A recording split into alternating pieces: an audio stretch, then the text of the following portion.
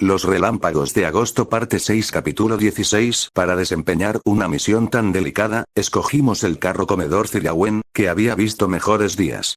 Entre que conseguimos la dinamita y Benítez preparó los detonadores, se nos fue la noche y cuando ya estaba despuntando el día, trajeron una locomotora que tenían preparada y con mucho cuidado la pegamos al Zirawen. Subimos en ella Benítez y yo, con el maquinista Cházaro y un fogonero. Cuando di la orden de ponernos en marcha, el convoy empezó a moverse muy lentamente y después, con más velocidad, hasta el lugar en donde empieza la cuesta, que es cerca del kilómetro 10, luego vino la ascensión. Yo tenía miedo de que nos balacearan con no sé cuántos kilos de dinamita entre las manos. Pero no se veía a nadie. Estaba lloviznando. Al llegar a la cima, detuvimos la locomotora, soltamos el vagón y lo empujamos a mano unos metros, hasta que comenzó a deslizarse cuesta abajo.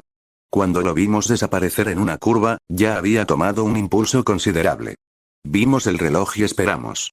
No pasó nada. No hubo ninguna explosión. Ordené el regreso a nuestro campamento. Germán y Canalejo estaban esperándome. ¿Qué pasó?, me preguntó Trenza. ¿Por qué no tronó? No sé, le dije.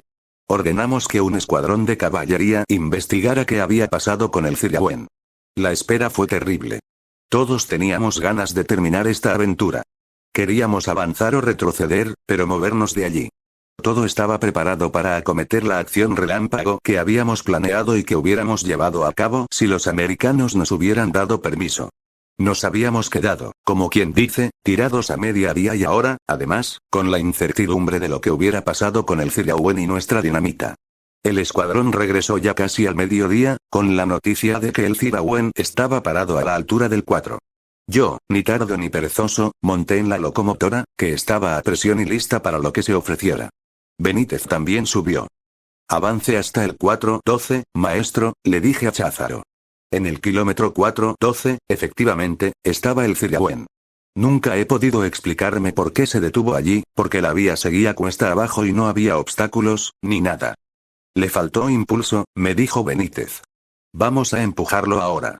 Yo no estuve de acuerdo, porque no quería meterme con locomotora y Zirawen y dinamita en la casa del jefe de la estación de pacotas. Enganchamos el vagón y lo arrastramos hasta el kilómetro 8, en donde estaba la cima. Allí nos detuvimos. El fogonero soltó el cople. Ahora, maestro, le dije a Cházaro. A toda máquina hasta el 6. Y allí vamos, empujando al Zirawen, bien asustados, a todo lo que daba la locomotora y cuesta abajo, además, con un quintal de dinamita en las narices. Bájele el volumen, maestro, le dije a Cházaro, cuando pasamos el 7. El Zirawen nos dejó atrás y se fue a toda carrera. Como el ruido de la máquina no nos dejaba oír, estábamos con la duda de si había habido explosión, o no. Por fin nos detuvimos. Tiene que sonar más recio, decía Benítez. Y nos quedamos allí parados, en el kilómetro 6, sin saber qué hacer y sin ver nada, porque el camino era sinuoso. Yo no quería meterme en la boca del lobo, porque sabía que tarde o temprano íbamos a encontrar las avanzadas de Medina. Por otra parte, no estaba con ánimos de esperar a regresar al campamento y mandar otro escuadrón y todo eso. Era perder todo el santo día. Aunque sea nomás hasta la curva, me suplicó Benítez. ¿Están ustedes seguros de que no oyeron nada? Les pregunté a Cházaro y al fogonero, porque quería cerciorarme de que de veras nuestro avance era indispensable. No sabría decirle, mi general, me dijo Cházaro. Vamos, pues, adelante, maestro. Despacito. Y allí vamos, adelante, y despacito, tomando la curva y al salir de ella, encontramos al Zirawen. En el 454 otra vez. Todos lanzamos imprecaciones. Nos acercamos y enganchamos el carro con mucho cuidado. Vamos a regresar al campamento y a ver qué otra cosa se nos ocurre, decía yo. Pero Benítez quería hacer otro intento. Vamos a echarlo con todo y máquina y regresamos a pie, me decía. En primer lugar, si la máquina va andando, corremos el riesgo de que se siga de frente hasta el lado americano y en segundo, no quiero desperdiciar una máquina, porque no tenemos tantas, le dije. Él seguía empeñado en hacerle la lucha a su invención, pero yo ordené el regreso al campamento. Vamos a ver qué opinan los compañeros, dije, para terminar. Vamos a empujarlo nomás hasta el 3, mi general.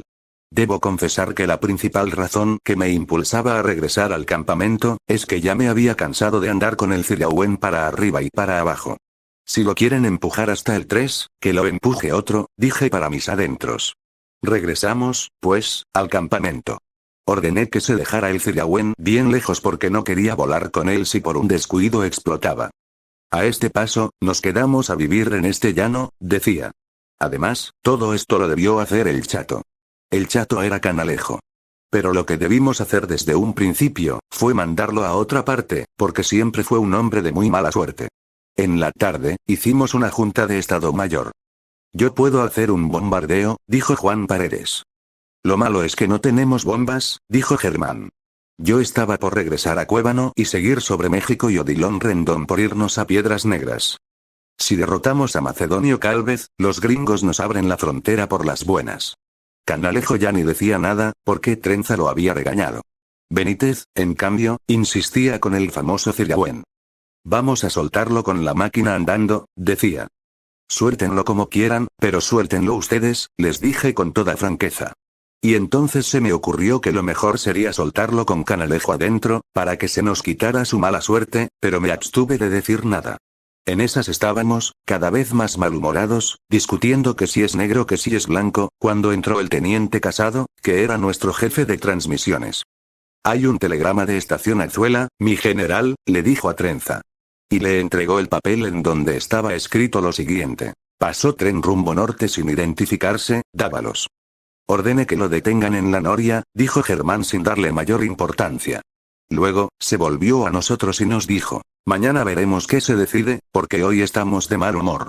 Y se levantó y se fue a refocilar con Camila, que no se le separaba. Los demás, nos fuimos a dormir. Capítulo 17. Yo ocupaba uno de los compartimentos del carro Pullman que llevábamos para los jefes. Y allí estaba yo muy tranquilo, reparando mis desgastadas fuerzas, cuando Germán Trenza me despertó sacudiéndome.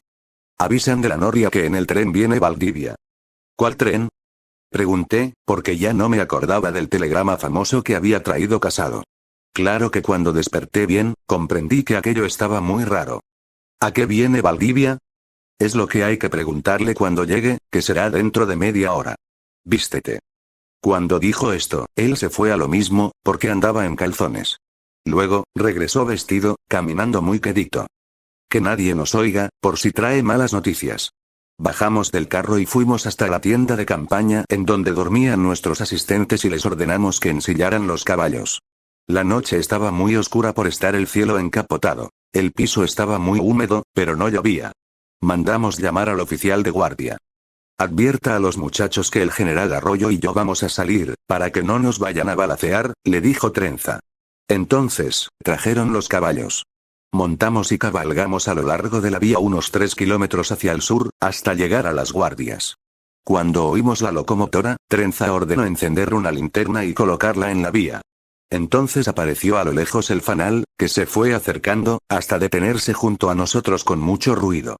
Nos dimos cuenta de que todos los que venían en ese tren estaban muy asustados. ¿Quién vive? Nos preguntaron desde la máquina.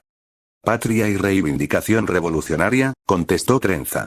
Este era el lema que habíamos adoptado. En este tren viaja el general Valdivia. Díganle que aquí están Trenza y Arroyo, que queremos hablar con él. Mientras se decían estas frases, se habían bajado del tren varios hombres.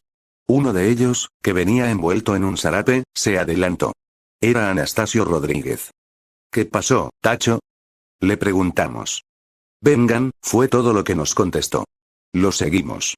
El tren consistía de 2 jaulas y un carro comedor.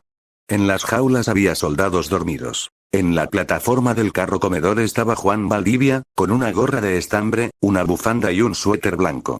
Nos abrazó con tanta emoción, que comprendimos que algo muy malo le había pasado. Hemos sido traicionados, nos dijo, casi sollozando. A ver, cuéntanos, dijo Trenza. Nos metimos en el carro y nos sentamos alrededor de la mesa. Lo que nos contó Juan Valdivia, es posiblemente uno de los episodios más vergonzosos en la historia del ejército mexicano. Esto es que, en los días que transcurrieron después de nuestra partida de Cuébano, Valdivia dedicó su tiempo a fortificar los alrededores de la población, como habíamos quedado.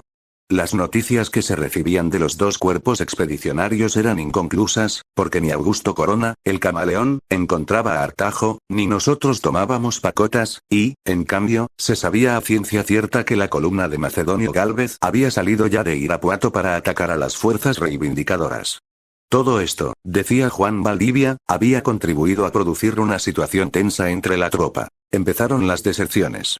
Ahora bien, según mi experiencia, las deserciones nunca empiezan porque las noticias sean inconclusas y el peligro inminente si estas circunstancias no van acompañadas del convencimiento intuitivo o demostrado de que el ejército en cuestión está en manos de un incompetente. El hecho de que Juan Valdivia era un incompetente, está más que demostrado y lo extraño no es que la tropa haya descubierto su incompetencia durante esos días, sino que nosotros no la hubiéramos descubierto cuando lo nombramos comandante en jefe del ejército de Oriente. Así las cosas, y con Bardomiano que quería regresar a Papátaro y con Zenón cada vez más calladito, ¿qué se le va ocurriendo a este grandísimo tarugo, Juan Valdivia? Nada menos que organizar una jugada en un carro de ferrocarril. Cuando digo jugada me refiero a la reunión de varias personas con el objeto de dedicarse a los juegos de azar. Y en esas estaban, a la juegue y juegue, Anastasio Rodríguez, Juan Valdivia, Horacio Flores y algunos oficiales, en un carro comedor, cuando de buenas a primeras y sin decir agua va, les avientan una rociada de balas que rompió los vidrios y los hizo meterse debajo de las mesas. De allí no atinaron a levantarse más que para ordenarle al maquinista de una locomotora que pasaba arrastrando 2 jaulas con un cargamento de marihuanos, que los enganchara y se los llevara para el norte. Todo esto lo oímos, Trenza y yo, de boca de Juan Valdivia, sin excusa y sin siquiera imaginarse que la necesitaba. Hasta la fecha no se ha sabido quién hizo esa descarga, ni por qué razón, porque de todos los que estaban allí, a ninguno se le ocurrió, o si se le ocurrió no tuvo los tamaños suficientes para hacerlo, bajarse y averiguar cuál era la situación y si se podía dominar. Es cierto que Baldomiano, cuando supo que se les venía encima Macedonio Gálvez y vio que nosotros no teníamos para cuándo, decidió pasarse del lado de los federales. Pero nunca se sabrá qué tan perdida estaba la cosa, porque nadie intentó componerla. Los que dispararon esa descarga, ganaron la batalla más barata de la historia y nosotros perdimos 6.000 hombres en una noche, la rica y populosa ciudad de Cuébano, y la de Apapátaro, porque Zenón Hurtado hizo al día siguiente una proclama diciendo que él estaba con Pérez H y los poderes legítimos y en premio le dieron un ranchito de 14.000 hectáreas por el Salto de la Tuxpana. Nosotros, en cambio, Trenza y yo, solo recibimos esa noche a un general incompetente y sin ejército, que lo único que salvó de lo que nosotros habíamos conquistado a sangre y fuego, fue su pellejo, que de nada nos servía y que de lo único que teníamos ganas en ese momento era de agujerearlo, porque nadie se mereció tanto juicio sumario y fusilamiento. No se lo dimos, porque ya estaba escrito que de ese día en adelante, todo lo que íbamos a hacer, lo haríamos mal. Estuvo mal no deshacernos de Valdivia. Mal, suspender el asalto a Pacotas y abandonar la frontera, porque ese hubiera sido el momento de haberla cruzado y pedir asilo político en los Estados Unidos. Mal también, retirarnos rumbo a Ciudad Rodríguez, que era un centro ferroviario perdido en el desierto, porque si bien es verdad que allí nos encontró el camaleón y nos hubiera encontrado el gordo Artajo, si nos hubiera buscado, también es cierto, que a fin de mes, allí estábamos sitiados y esperando a que por cada una de las 4 vías que convergían en ese lugar, llegara un ejército a despedazarnos. Capítulo 18. ¿Por qué instalamos a la brigada de caballería en la hacienda de Santa Ana? No sabría decir. De todas las diferentes maneras de disponer de nuestro efectivo, esta era evidentemente la más torpe. Sin embargo, en esos días, no solo propuse este dispositivo, sino que acepté el mando de la brigada. Es cierto que Santa Ana era un excelente puesto de observación. Es cierto que el casco de la hacienda proporcionaba un cómodo alojamiento para nuestros 3 regimientos. También es cierto que la señora Ellen Go, que era la dueña, era una anfitriona admirable. Pero ¿qué hacíamos allí con 1000 hombres, si lo único que se necesitaba en este puesto eran unos buenos catalejos y un teléfono? Por otra parte, las declaraciones que hizo Germán Trenza en el Heraldo de León me parecen una verdadera infamia, porque yo no propuse estacionar la brigada en Santa Ana, solo como un pretexto para pasar unos días con ella en Go. Porque si hubiera abrigado alguna intención deshonorable hacia la antes mencionada dama, no hubiera necesitado de la brigada, ni de ningún pretexto, ya que con ella me liga hasta la fecha una amistad entrañable y me hubiera bastado la más leve indicación para conseguir lo que mi capricho hubiera dictado. Yo llegué a Santa Ana porque, como ya he dicho, en esos días todo lo hicimos mal. Pues el caso es que allí estábamos Odilon Rendón, Anastasio y yo, como Aníbal en Capua, jugando póker día y noche con él en Go, cuando el 25 de agosto a las 12 del día vinieron a avisarnos que acababan de divisar las avanzadas de Macedonio. Comprendiendo que la inactividad había terminado y que se acercaba el momento culminante de la campaña, nos levantamos de la mesa de juego y fuimos al puesto de observación. En efecto, pudimos distinguir una fuerza de caballería de unos 4 escuadrones que avanzaba a lo largo de la vía del ferrocarril que conecta Cuébano con Ciudad Rodríguez. Después de dar las órdenes pertinentes, regresé a la hacienda y cuando hacía yo girar la manija del teléfono, los clarines ya estaban tocando a zafarrancho de combate. Me contestó la estación del Sauce. No hay comunicación al sur, mi general, me dijeron. Comprendí entonces que las avanzadas de Macedonio ya habían cortado la línea. Deme el cuartel general, en Ciudad Rodríguez, ordené. Se oyó el ruido de la comunicación y luego una voz. Cuartel general. Ya le he dicho que me identifique primero. Grité furioso, porque siempre se les olvidaba identificarme. 226, dijeron. 342, les contesté. Teníamos una clave que era imposible descubrir si no estaba uno en el secreto. Cambiaba con cada llamada telefónica. Pedí comunicación con Valdivia, que no estaba. Vino Trenza. Ya están aquí, le dije. La situación era peligrosa, pero no desesperada. Teníamos que habérnoslas con un enemigo muy superior a nosotros en número y en material y sabíamos que solo podríamos vencerlo actuando rápidamente y atacándolo antes de que tuviera tiempo de concentrarse y tomar posiciones. Antes de colgar el teléfono, vino Anastasio a avisarme que ya se veían los trenes de Macedonio. Atácalos con la caballería, me dijo Trenza cuando le di esta última noticia, y me prometió embarcar a la tropa en nuestros trenes y venir a apoyarme lo antes posible. Esta conversación fue la causa de que 2 horas más tarde atacara yo a las fuerzas de Macedonio Gálvez en el punto denominado Las Vacas y de que, al no aparecer Trenza con la infantería, como lo había prometido, me viera yo obligado a retirarme con fuertes pérdidas. Esta escaramuza sin importancia, fue calificada por los periódicos como una gran derrota. Es cierto que me retiré con bastante prisa hasta Santa Ana, es cierto que tuvimos más de 100 bajas entre muertos, heridos, prisioneros y desertores, es cierto también que esa noche tuvimos que abandonar Santa Ana, pero no fue una gran derrota. Sobre todo, no fue culpa mía. Después de la retirada, cuando estábamos tomando posiciones defensivas en Santa Ana, por si se les ocurría venir en nuestra persecución, llegó Germán Trenza en un automóvil que venía levantando una polvareda. Me insultó antes de saludarme. Por tu culpa se fue todo a no sé cuántos. Me gritó. Por la tuya, grandísimo tal por cual. Le contesté. Así estuvimos un rato, cambiando improperios.